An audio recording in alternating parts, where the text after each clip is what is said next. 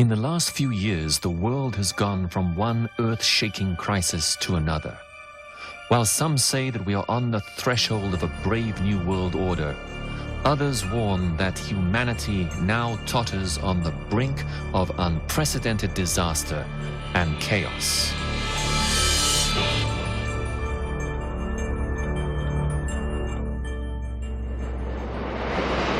Reading the news nowadays is not the most cheerful way to start the day.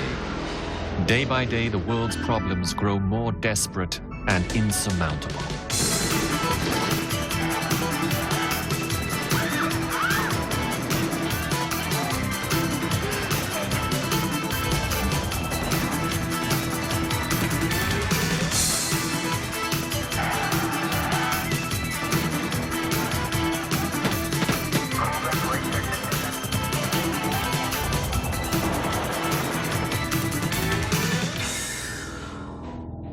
The question which plagues every thinking person is, what lies ahead? But has any mortal man ever been able to transcend the bounds of time and peer into the future? Throughout history, there have been many who have claimed such powers, and some, like Notradamus, the Fatima children, Edgar Cayce, and Jeane Dixon, are widely accepted as having predicted various future events. And the world stage is now set for the fulfillment of one awesome vision which many of these seers had in common. An event so cataclysmic that it will change the world as we now know it forever. The final apocalypse, Armageddon. But if you really want to know the future, exactly what's going to happen, why, and even when, then you must turn to the thousands of prophecies recorded in this book, the Bible. History has proven the extraordinary, unerring accuracy of Bible prophecy. And therefore, there can be no doubt that its hundreds of prophecies about the last days of our planet Earth will also be fulfilled just as surely as the ones that have already been fulfilled in the past. The only question is, when? Sometime in the far future that we don't need to worry about now? Or are we in fact now standing on the threshold of these final, great and climactic events of which all the Bible prophets, including Jesus, spoke? 2,000 years ago, Jesus' disciples sought answers to this same question. They asked him, "Master, tell us, when shall be the sign of thy coming and of the end of the world?" Let's take a look at some of the signs of the end that Jesus himself warned us to be on the lookout for. Signs that he said would come to pass just before his second coming and the end of the world as we now know it. And ye shall hear of wars and rumors of wars, for nation shall rise against nation and kingdom against kingdom.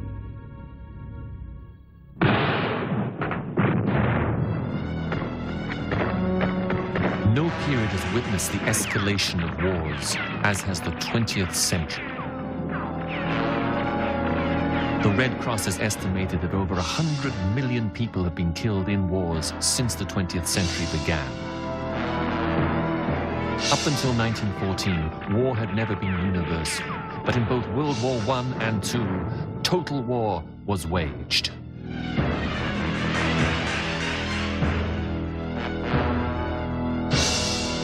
Since World War II, the war that was supposed to make the world safe for democracy, there have been numerous major wars and hundreds of rebellions and revolutions. The death toll in conflict since the end of World War II has now topped 23 million.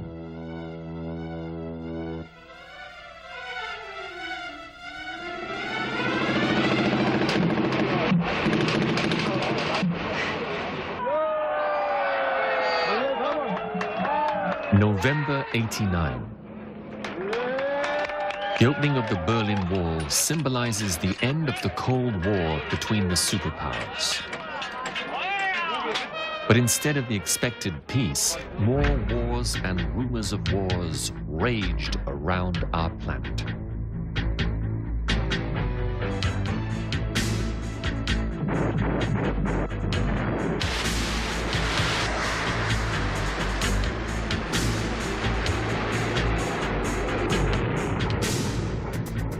In 1993, a record 29 major wars were fought. Nation rising against nation and kingdom against kingdom could more accurately be translated as ethnic group rising against ethnic group, a prophecy dreadfully fulfilled in former Yugoslavia, Rwanda, and other trouble spots around the world. Not only are wars and rumors of wars on the increase, but also the horrors that wars unleash. We have become numb to news of atrocities and tortures, mass rape and murder, which show what horrible savagery modern man is still capable of when he is unrestrained by God.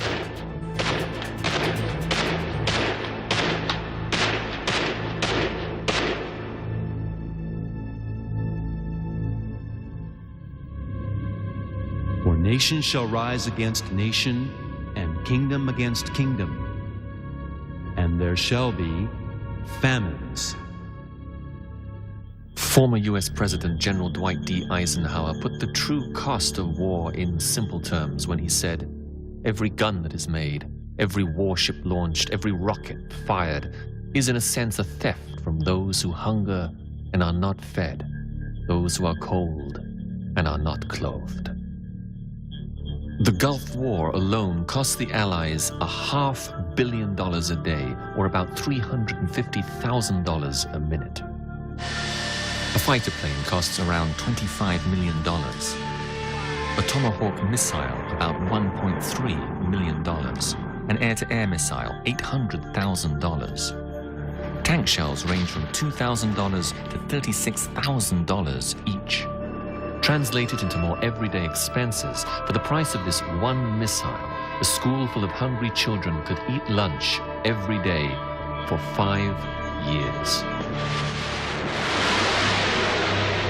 Throughout the 1990s, more than 100 million children will die from illness and starvation. Those 100 million deaths could be prevented for the price of 10 stealth bombers, or what the world spends on its military in 2 days. The World Health Organization estimates that 1/3 of the world is well-fed, 1/3 is underfed, 1/3 is starving. Since you started watching this program, at least 200 people have died of starvation. Over 4 million will die this year. However, the world can produce enough food to feed its expanding population. While some famines are caused by drought or other so-called natural disasters, these children are more likely to be starving because of man's inhumanity to man. War, embargoes, government corruption, and economic oppression, such as the insurmountable debt many developing countries owe to international creditors who enticed them to take out huge loans and are now holding the debtor nations in economic slavery, extracting exorbitant interest rates that ensure that the poor grow poorer and the rich lenders grow richer. While these children die of hunger, rich Western nations burn millions of tons of food a year to keep prices artificially high. Famines are largely a result of man's corruption and greed and unwillingness to care for others. And there shall be famines and pestilences. Pestilences, or plague. Modern science seems to have eliminated the fear of plague, but today we are on the verge of a deadly scourge that could kill more people than have ever been killed in all of the pestilences yet known to man. It is the plague of AIDS. The HIV virus, which causes AIDS, has currently infected at least 13 to 14 million people around the globe. In 1993, AIDS became the leading cause of death of U.S. males between the ages of 20 and 45. Harvard University scientists estimate that by the year 2000, over 24 million people worldwide will have full-blown AIDS, and an additional 100 million people will be infected with the HIV virus. However, AIDS is not the only modern plague to afflict mankind. Virtually unheard of among our ancestors, over 100 different kinds of cancer now kill over 5 million people every year. The depletion of the ozone layer, which blocks much of the sun's ultraviolet radiation, is thought to be responsible for a dramatic rise in melanoma, a deadly skin cancer. The world recession, resulting in poverty and homelessness, has devastated the healthcare systems of many countries, and diseases once thought banished by modern science have made an alarming comeback. Epidemics of typhoid, diphtheria, and even the Black Death have afflicted areas of India and the former Soviet Union. Deadly new strains of malaria, tuberculosis, and cholera are becoming resistant to all known antibiotics and are killing millions of people. Even the common bacteria that causes pneumonia, children's ear infections, and many other everyday diseases are evolving into forms untreatable by all known medicines, threatening a chilling post-antibiotic era where even the simplest infections could quickly escalate into fatal diseases. Jesus said that there would be an abundance of pestilences or diseases marking the time of his return. Epidemics like AIDS will become widespread as we enter the final era of mankind upon this planet. There shall be famines and pestilences, and earthquakes in various places.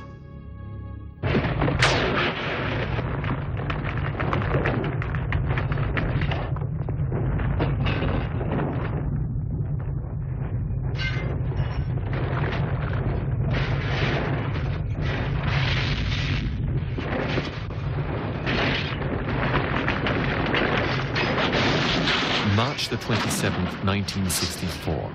Alaska is devastated by a massive earthquake measuring 8.4 on the Richter scale. AL7, DGA, calling any station.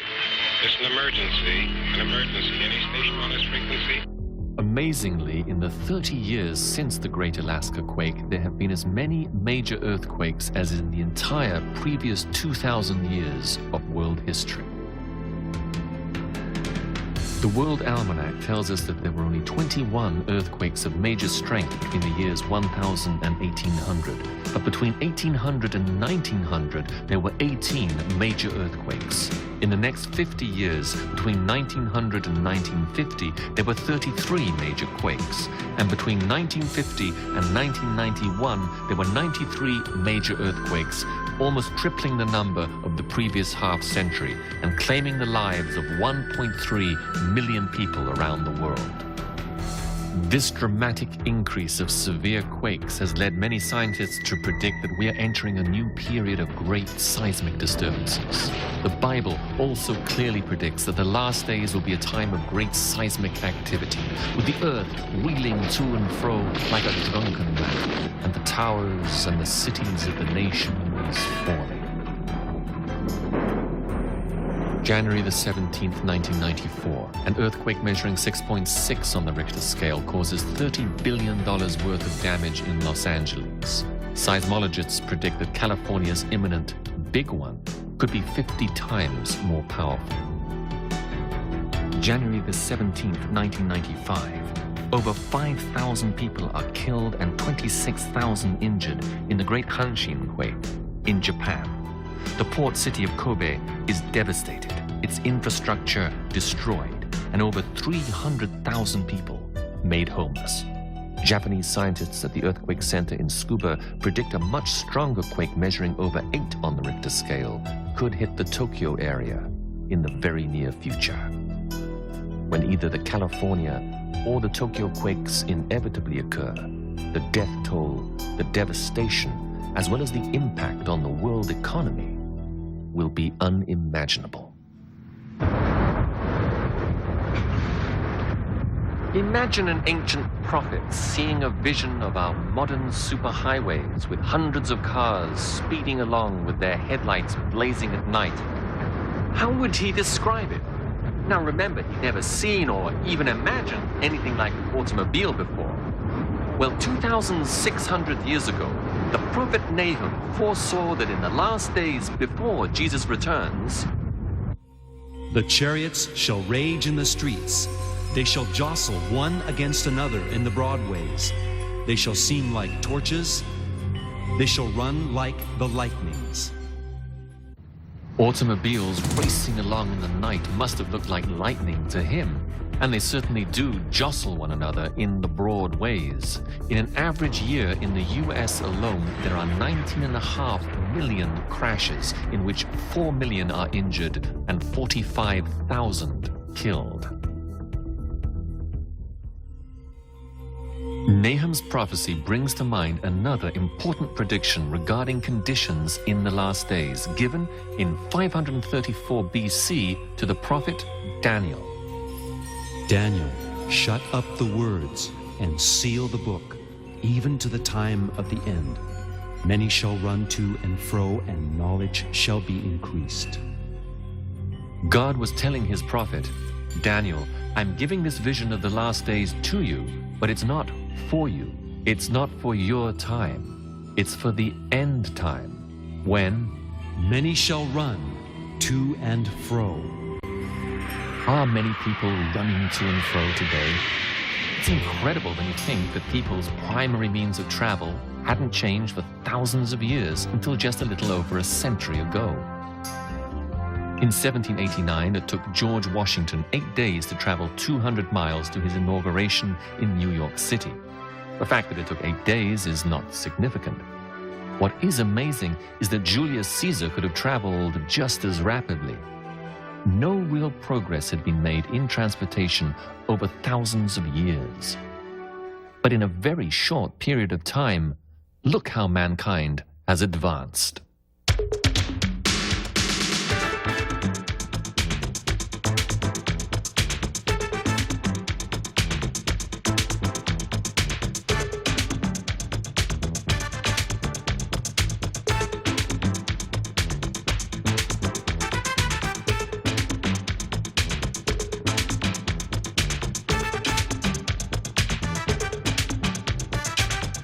Now man not only drives at enormous speeds, but a jet can fly around the world in 24 hours and a spacecraft in 80 minutes.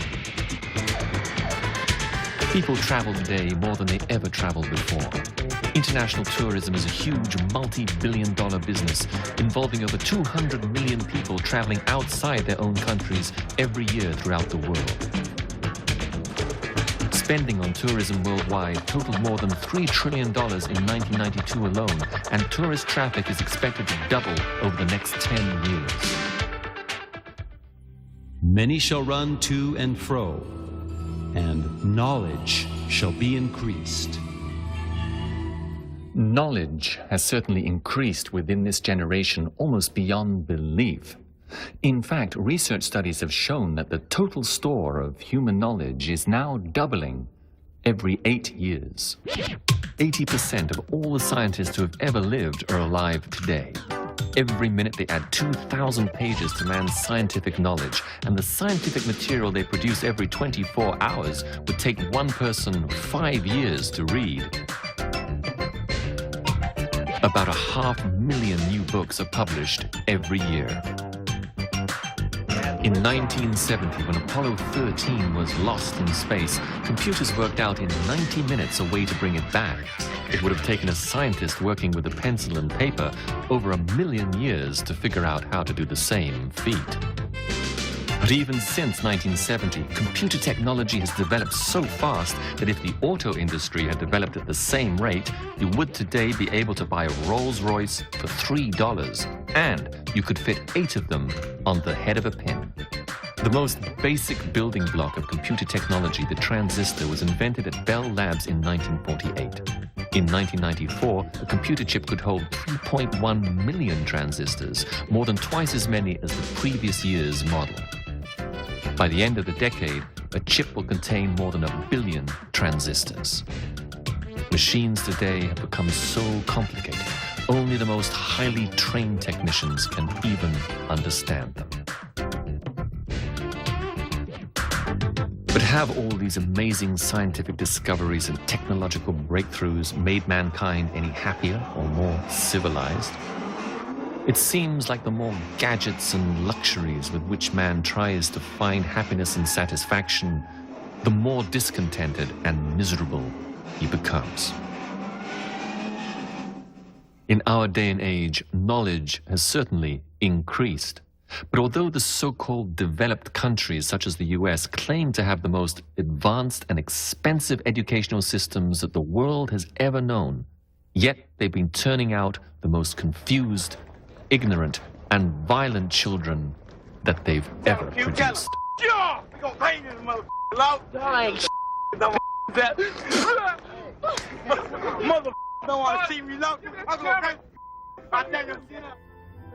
Also in Matthew chapter 24 and verse 37, Jesus prophesied that as it was in the days of Noah, so shall it be in the days just before he returns. Well, how were things in the days of Noah? And God saw that the wickedness of man was great in the earth, and that every imagination of the thoughts of his heart was only evil continually. The earth also was corrupt before God, and the earth was filled with violence. In the US, a teenager shoots his father because he wants to enjoy watching someone bleed to death. In Britain, 2 10-year-old boys kidnap and brutally murder a toddler. In today's world, such horror is becoming commonplace. It is hard to imagine that even the days of Noah were as violence-filled as those in which we are now living. Vietnam. Americans mourn the death of 58,000 of their young men in 8.5 years of fighting. But the casualty rate on US city streets is now 4 times as high. The FBI reports that 24,530 people were murdered in the US in 1994 alone. The US Bureau of Justice Statistics estimates that a whopping 1.1 million violent crimes were committed with guns in 1992. Many of the victims are teenagers, killed by other teenagers who seem to have no concept of the value of life. Society wrings its hands and agonizes. Why? Behavioral scientists have concluded that one of the main culprits is this. By the time the average American child is 15 years old, he will have witnessed the violent destruction of more than 35,000 human beings on television, as well as 200,000 other brutal acts of violence.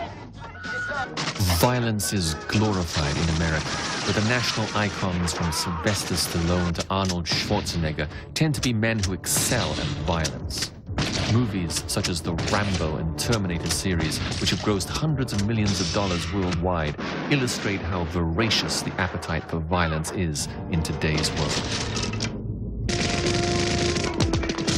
Children's cartoons today also contain all kinds of sickening violence.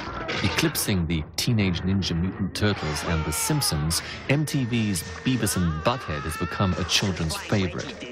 A far cry from the Disney cartoons of a generation ago, Beavis and Butthead routinely torture animals, set fire to furniture, and engage in all kinds of abhorrent juvenile behavior. Then there's horror movies. Many preteens today watch this type of movie at gross-out parties with their friends. Video shops report that horror movies are especially popular among 11 to 15-year-olds.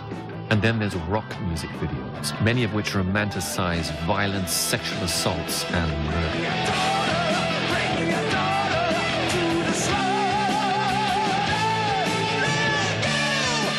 Between the 7th and 12th grades, the average American teenager will listen to and watch 11,000 hours of rock music, more than twice the time they will spend in class. The fruit of all this is that the rock and roll era has seen violent crime increase among young people by over 10,000%. Today, in the US alone, a violent crime is committed every 25 seconds. Every 9 seconds, a home is burglarized. A woman is raped every 6 minutes. Every 25 minutes, someone is murdered. The only comfort in this terrible tide of rising violence is that according to Bible prophecy, it is yet another unquestionable sign that points to the second coming of Jesus Christ, when all senseless violence and cruelty will be stopped and war itself will be abolished. And because iniquity shall abound, the love of many shall grow cold. With today's totally selfish and self-indulgent me generation, this prophecy by Jesus about the end times certainly is being fulfilled. Iniquity abounds more than it ever has in world history, and no one can deny that the love between so many people has certainly grown cold. In the USA, 50% of all marriages end up in divorce, and 1/4 of all children born in the USA do not have married parents. Sodom and Gomorrah. When the movie The Bible was released, people may have been shocked at the portrayal of the wickedness of the men of Sodom and Gomorrah who tried to sexually molest the angelic messengers of God as they came to warn Lot to flee the city before its impending destruction. Bring them out, that we may know them. As it was in the days of Lot, the same day that Lot went out of Sodom, it rained fire and brimstone from heaven and destroyed them all. Even thus shall it be in the day when the Son of Man is revealed. Here Jesus is giving another clue regarding world conditions and trends immediately before his return: an increase in sodomy or male homosexuality. Surely today's standards of morality are as it was in the days of Lot, and the same as those that prevailed in Sodom and Gomorrah. Now the Spirit expressly says that in the latter times some shall depart from the faith, giving heed to seducing spirits and doctrines of devils. U.S. public schools departed from the faith when in 1963 the Bible and prayer were officially banned. Now thousands of these same schools are teaching credited courses in the doctrines of devils, witchcraft. It is estimated that there are over 200,000 practicing witches in the United States, and there are literally millions of Americans who dabble in some form of the occult, psychic phenomena, spiritism, demonology, and black magic. Statistics show that occult book sales have doubled in the past 4 years. Witchcraft today is no longer the stuff of small underground cults. Many rock videos are an open worship of Satan and hell that comes complete with the symbols, liturgies, and rituals of witchcraft. And millions of young people have been caught in its evil sway. These sounds of horror and torment are literally driving young people insane and seducing them into a life of drugs, suicide, perversion, and hell.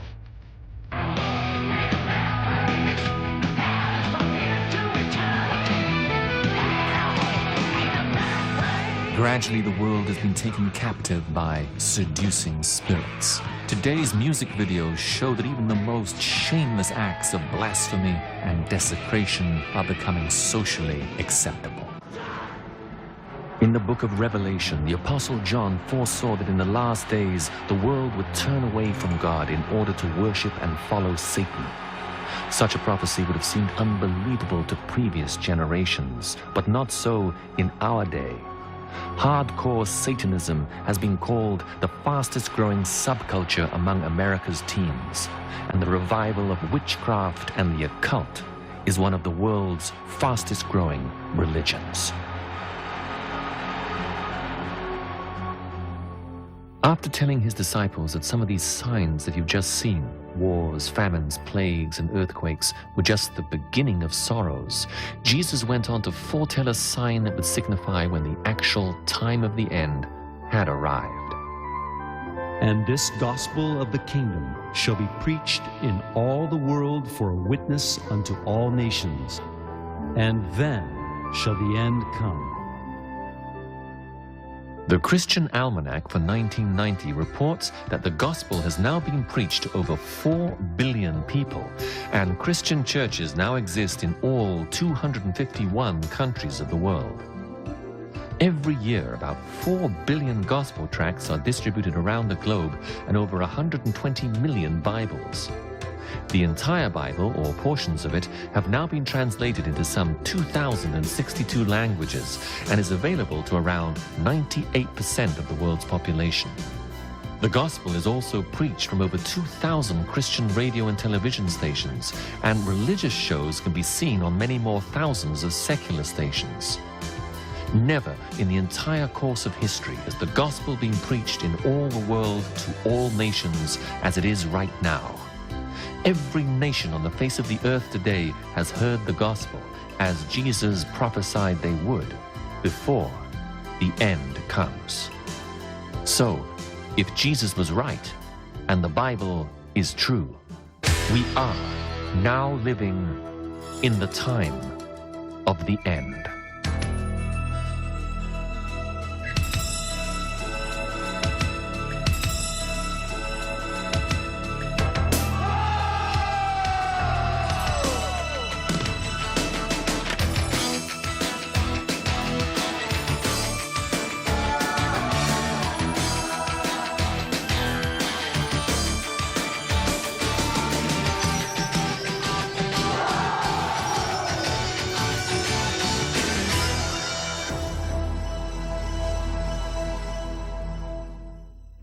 In the beginning of Matthew chapter 16, Jesus' religious enemies challenged him to show them a sign from heaven. He answered and said to them, "When it is evening, ye say, it'll be fair weather tomorrow, for the sky is red. And in the morning ye say, it'll be foul weather today, for the sky is red and threatening. Ye hypocrites, ye can discern the face of the sky, but can ye not discern the signs of the times?" Modern technology has vastly improved our ability to forecast the weather, but are we any less blind to the ominous signs of the times in which we are now living? So likewise ye, when ye see these things come to pass, know ye that the kingdom of God is nigh at hand. Verily I say unto you, this generation shall not pass away till all be fulfilled. Our generation, the generation in which these signs of the end are coming into fruition, will not pass till all be fulfilled. So what is yet to come to pass? Well, one of the final signs of the very end is the rise of a one-world government headed by a superhuman dictator, the Antichrist.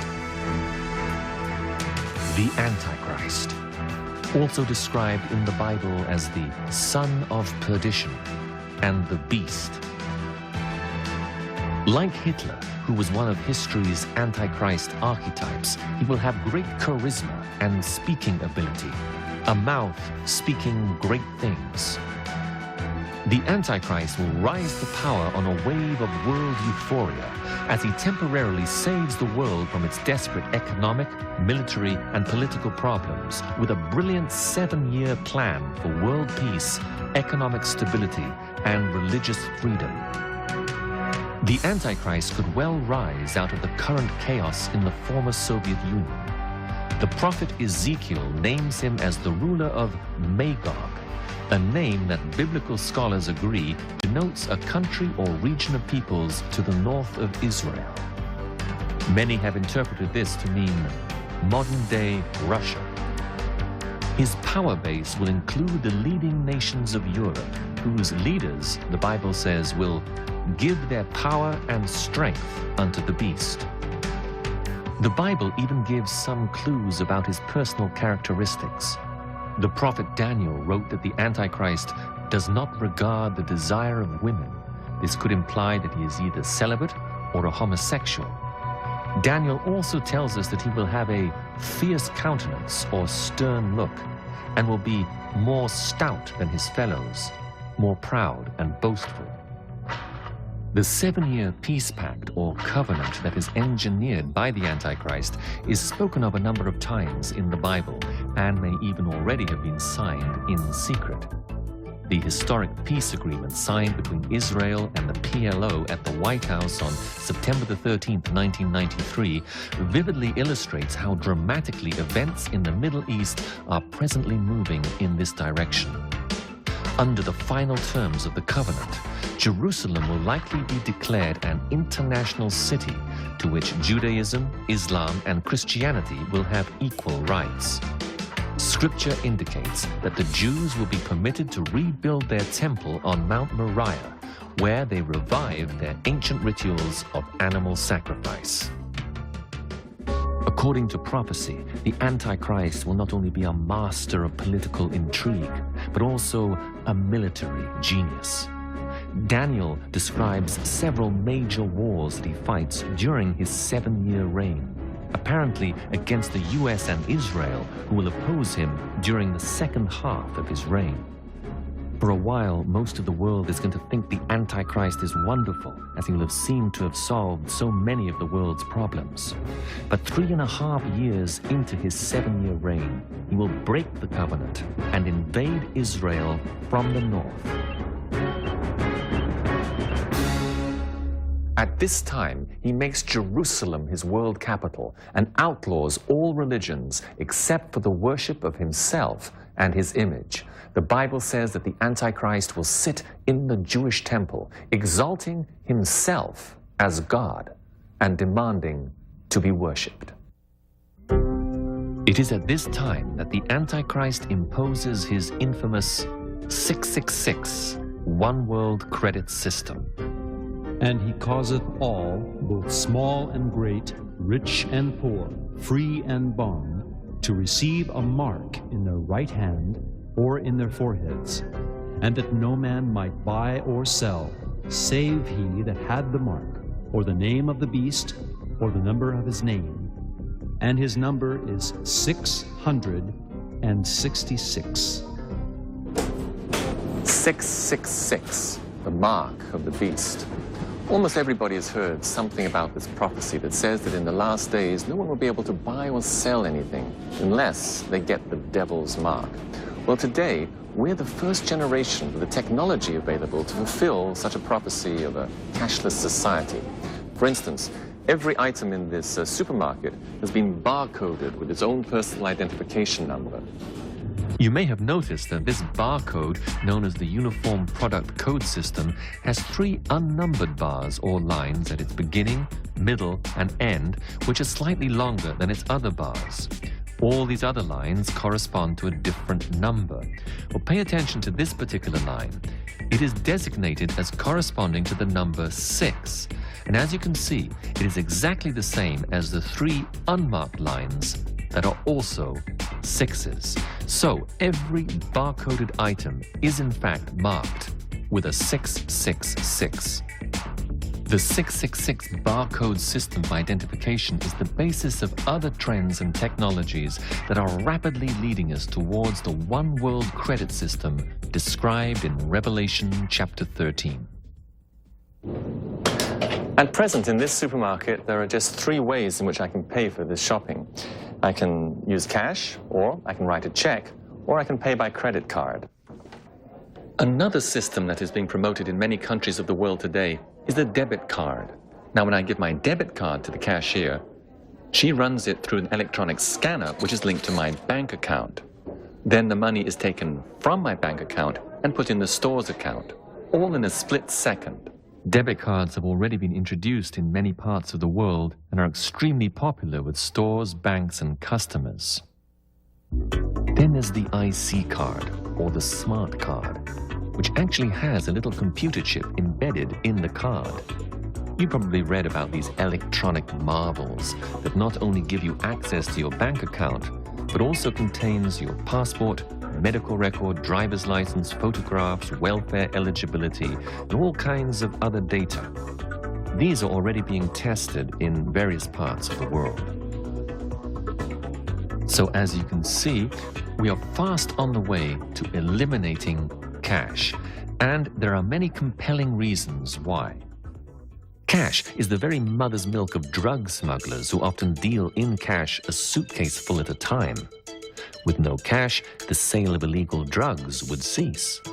In fact, to eliminate cash would eliminate almost every kind of criminal activity, from theft to terrorism, and be an instant cure-all for many of the world's most desperate social and economic ills. No wonder governments are pushing towards the cashless society with unrestrained enthusiasm. However, before cash, checks, and credit cards can be phased out completely, they have to develop an identification system that is absolutely foolproof and will ensure that a person presenting a card for a transaction is actually the owner of that card. Various foolproof ID systems have already been developed, like this fingerprint reader. However, the only problem with these machines is that they are extremely expensive. For a completely cashless society to work, there would have to be one at every little shop and retail outlet where anything is bought and sold. Whereas these identification terminals cost many thousands of dollars each, the little microchip embedded in the plastic smart card costs only a few dollars each. So, what if you took the chip out of the card and placed it under the skin? Once the chip has been implanted, it can be read by an inexpensive scanner, much like the one at your local grocery store. So you now become your own smart card. And the very expensive problem of making sure that the owner of the card is who he says he is has been solved. In the US, the Department of Health and Human Services says that full-scale implantation of the new microdot identification project is already underway in Washington, D.C. and several other test cities. These tiny computer chips, no larger than the head of a pin, cost less than 25 cents each and are injected a quarter-inch under the skin. They are activated by a small handheld scanner and provide flawless identification of the person in whom it was implanted. So as we can see, the technology and the public acceptance to make the Mark of the Beast system work is rapidly falling into place. Already we are constantly hearing about the New World Order or global community, and these buzz slogans are slowly sinking in as the world heads towards an international financial and political system, a cashless society controlled by a computer database that covers the entire globe, keeping track of every man, woman, and child, where they cross borders, and when they buy and sell. Exactly like the one predicted in Revelation chapter 13, nearly 2,000 years ago. If any man worship the beast and his image, and receive his mark in his forehead or in his hand, the same shall drink of the wine of the wrath of God, which is poured out without mixture, and the smoke of their torment ascendeth up forever and ever. That may seem like pretty stiff punishment for simply accepting a mark that allows you to buy groceries. However, this prophecy indicates that receiving the mark of the beast is not merely an economic decision, but also implies acceptance and worship of the Satan-possessed Antichrist and a pledge of allegiance to his anti-God global regime. And he had power to give life unto the image of the beast, that the image of the beast should both speak and cause that as many as would not worship the image of the beast should be killed. This image of the beast, also described in Bible prophecy as the abomination of desolation, is likely to be some kind of incredibly high-tech supercomputer linked to the New World Order's telecommunications network. Scripture says it will speak and somehow cause those who refuse to worship it to be killed. Jesus said that when you see this image standing in the holy place, then shall be great tribulation, such as the world has never known. A good part of the book of Revelation describes in horrific detail the terrible pestilences, plagues, and nightmarish monsters that God lets loose to tribulate the Antichrist forces who are trying to wipe out all who refuse to take the mark of the beast. The Bible spells it out in years, months, and days exactly how long this period of great tribulation will be. 3.5 years, or 42 months, or 1,260 days. So, on the day that the Antichrist breaks the covenant and sets up his image in Jerusalem, the countdown of the exact number of days until the second coming of Jesus Christ will begin. Immediately after the tribulation of those days shall the sun be darkened, and the moon shall not give her light, and the stars shall fall from heaven, and the powers of the heavens shall be shaken. And then shall appear the sign of the Son of Man in heaven. And then shall all the tribes of the earth mourn. And they shall see the Son of Man coming in the clouds of heaven with power and great glory. And he shall send his angels with a great sound of a trumpet. And they shall gather together his chosen from the four winds, from one end of heaven to the other. The world's darkest period of tribulation and horror under the Antichrist will abruptly end with the dawning of the brightest dawn, as Jesus Christ himself returns to gather his children to be with him. Lights, trumpets, thunder, earthquakes, and gigantic meteor showers will all herald this climactic event. God's children who have died throughout the ages will be resurrected in new miraculous bodies and will burst forth from their graves and ascend to meet Jesus in the air. Live Christians will be transformed and will rise from the earth, floating right up through ceilings and buildings and cars and right up into the clouds to meet the Lord. Such is the scenario depicted in the Bible of the second coming of Christ, as he snatches his children out of reach of their evil Antichrist persecutors and whisks them away to the grandest, most glorious, and thrilling victory celebration that's ever been held, the great marriage supper of the Lamb in heaven. Meanwhile, down on earth, the horrible wrath of God is being poured out upon the Antichrist forces left behind, a time so terrible that the Bible says that men will seek death but be unable to find it. Then, shortly after Jesus' second coming, down from the sky will come the great hosts of heaven with Jesus in the lead to destroy the Antichrist and his one-world empire in the awesome Battle of Armageddon. This great slaughter of the Antichrist and his armies will take place in and around the valley of Megiddo near Haifa in Israel. It will mark the end of man's cruel rule on earth, as Jesus, the King of Kings and Lord of Lords, and his heavenly forces forcibly take over the world to rule and reign and run it the way it should have been run if man had not disobeyed God and gone his own selfish way. And so begins a period known as the Millennium, 1,000 years of peace and plenty and paradise on earth. Well, to say the least, we're living in very exciting times, and there's soon to be some great global changes made.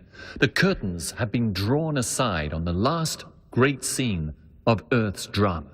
The act has begun, and it cannot stop now. Like it or not, each one of our lives are going to be caught up in these great events. The countdown to Armageddon has begun.